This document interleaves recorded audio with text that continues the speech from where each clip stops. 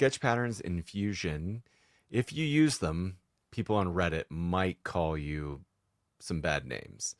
But if you use them correctly, they can still save you time. So let's talk about how you set them up correctly, when you should use them, when you shouldn't, as well as some ways to get back and edit them when you change your mind. So you're in Fusion and you want to pattern this cutout you're making, right? So let's look at this example first.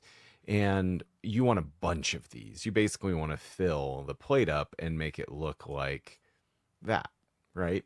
This is absolutely where I would be in a feature pattern. That can be found under Create, and it's under Pattern, and you'll find Rectangular Pattern. This is to do with features, solids, bodies, faces, components.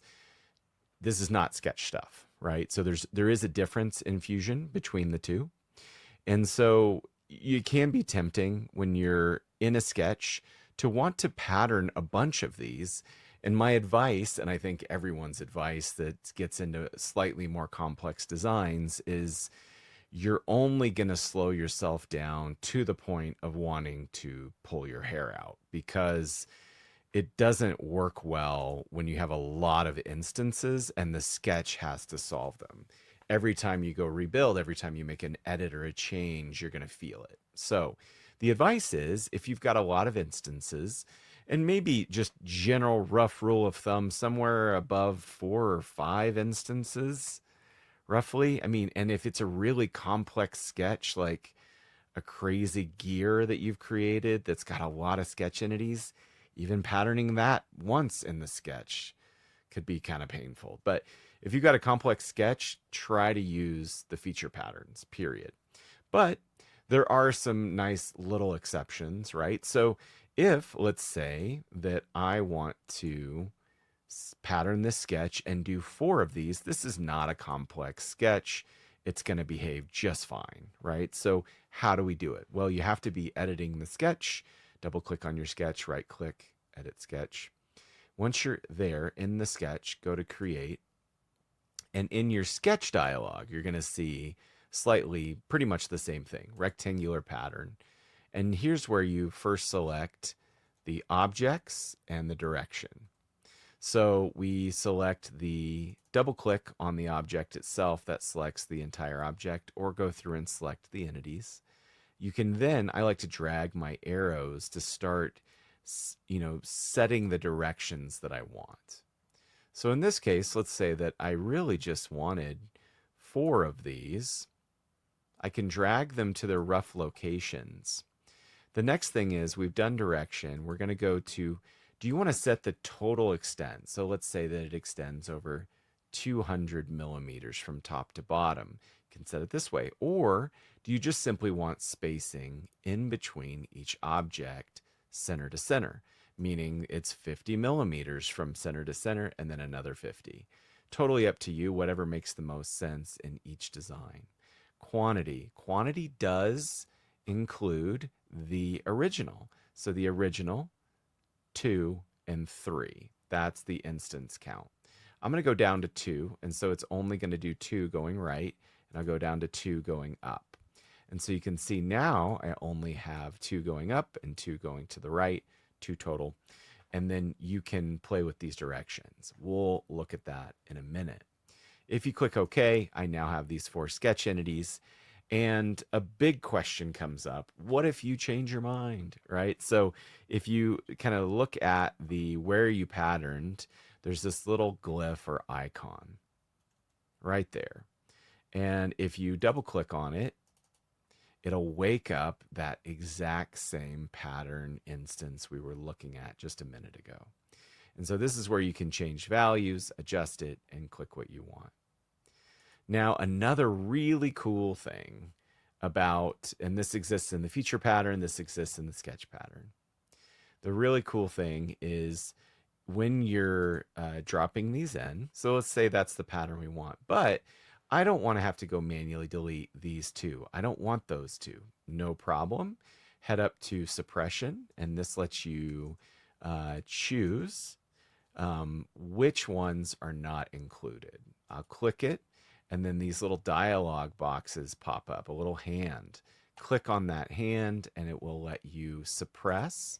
If you change your mind, click it again, it'll bring it back.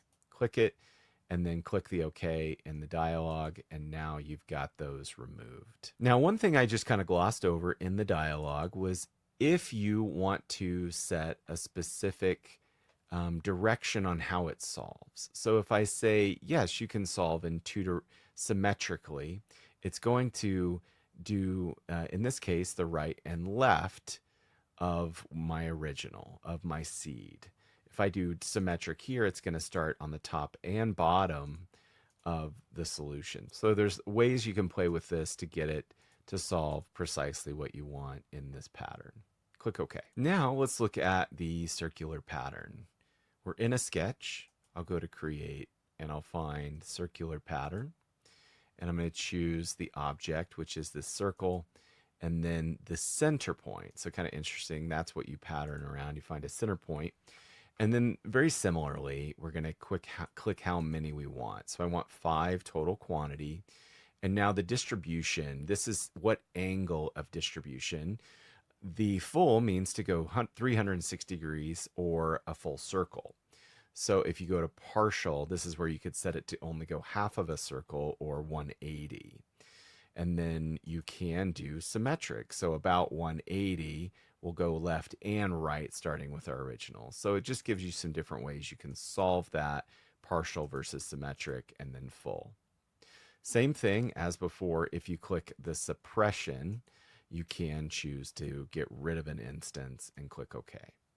Now, if you want to go back and edit, double click on the little icon, it'll wake up your dialog box here. But if you would like to create the pattern, but then remove that intelligence, you can, and this works for rectangular as well.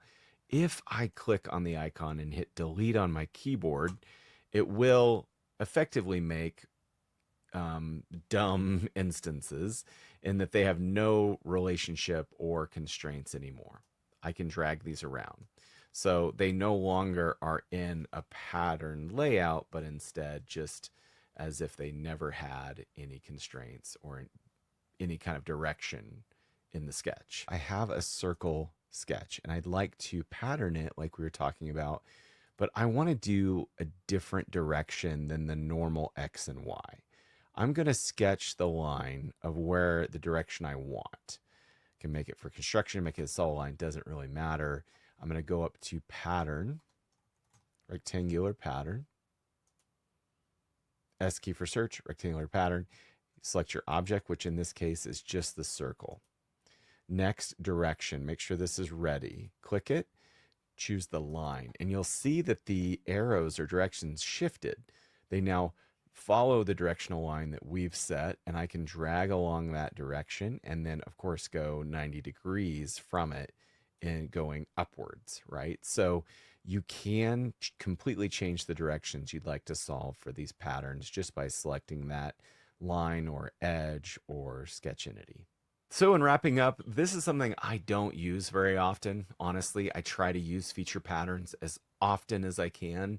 But if this is something that makes you feel a little more comfortable with your sketch, if you're just getting started out, or there's something complex enough about your sketch that it's helpful for you to see those instances, I'd say go for it and experiment with that. Just remember that the feature patterns are going to probably behave the best overall. Best practice, try to use those over the sketch patterns. So that's another feature in Fusion 360. We'll be talking about another tomorrow. I'll see you guys in that video.